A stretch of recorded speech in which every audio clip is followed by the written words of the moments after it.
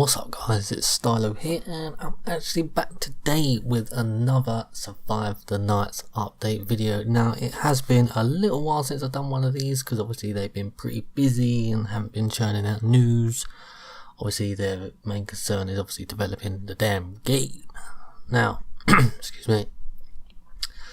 Obviously, as you can see from the time lapse, at the start of the video, there's going to be like dynamic weather where you'll actually see some trees, or maybe even all the trees, we don't quite know yet, actually lose their leaves and sort of like wither away a bit during the winter and whatnot, and obviously regrow their leaves in the autumn, summer sort of thing. And obviously the snow doesn't just appear like on GTA 5, it actually slowly builds up, which is actually really cool.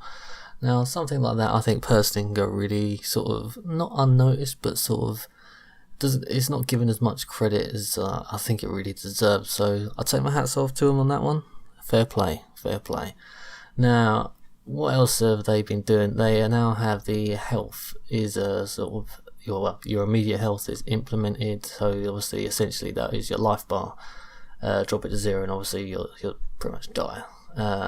It will be affected by obviously the standard things like wild animals, other players, traps, obviously zombies, all that sort of thing. But if you don't eat and you don't maintain your hydration, your calorie intake for the day, because obviously someone who eats a lot of calories and has a lot of hydration is going to be generally a bit fitter than someone who's, say, starved and doesn't drink much, so you know you're going to be pretty weak and whatnot. So yeah, that's pretty cool. So hydration will also actually keep it will actually affect your stamina. The better you keep yourself and the more hydrated you are, obviously to a certain extent they'll actually allow you to sprint for longer as well, so it'll keep your stamina up, so that's pretty cool. Body temperature is based on the environmental effects, so obviously like in the winter you'll have to keep build a fire, you know, keep warm with clothing, whatnot, all that sort of stuff. So if you don't keep warm and stuff, obviously you'll have a great chance of actually becoming sick. So and if you do become sick, it's not just the temperature that can affect that. You can actually, if you eat undercooked food or if you eat contaminated food, so that's pretty cool. Now if you do actually want to get health, say if you do get contaminated and you do fall ill, you can actually, it's not the end of you can actually survive it. You need to keep warm, so obviously build yourself a fire, whatnot, stay indoors, whatever you got to do to keep warm, keep yourself hydrated, and you'll actually need to take like a course of antibiotics. So it's not just take one antibiotics, you'll have to take several over a period of time, which is pretty cool. The mental health is just like the rest of the stats. Obviously like the more players you kill, the lower your mental health rating will be, and it'll obviously it'll make passive tasks sort of a bit more difficult. They'll experience like hallucinations, lower accuracy, hearing loss, and along with some other effects that we don't know about yet. But that I think is really cool. If you do it enough though, it will eventually result in you actually killing yourself, which is I suppose, yeah, some people would. If you killed so many people, yeah, you would. It's fair play. It means you can't just run and gun, you know, you'll have to actually sort of interact with people a bit more, you know, bargain with them, not just kill them and take the stuff like on DayZ for example, or H1Z1 or whatever. But yeah, so it's pretty cool. What else is in?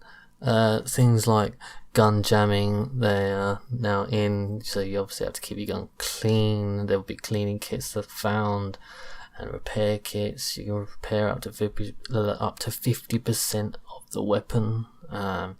You can actually like attach like say things like flashlights with duct tape, that sort of stuff.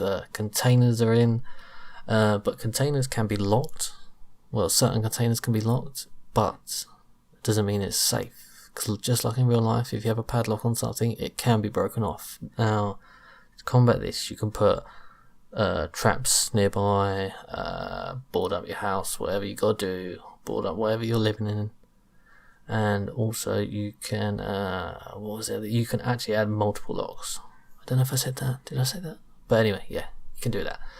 They're actually beginning on their fortification system, which should be implemented by the next round of testing. So that like things like boarding up windows and doorways, sort of to a secure state, will actually be that should be in the next stress test. But obviously you'll need the right tools. You can't be going and using a wrench for like hammering up nails and stuff. You'll actually have to have a hammer, which is yeah, it's pretty good. Idle animations are in, not really anyone really is that bothered about it.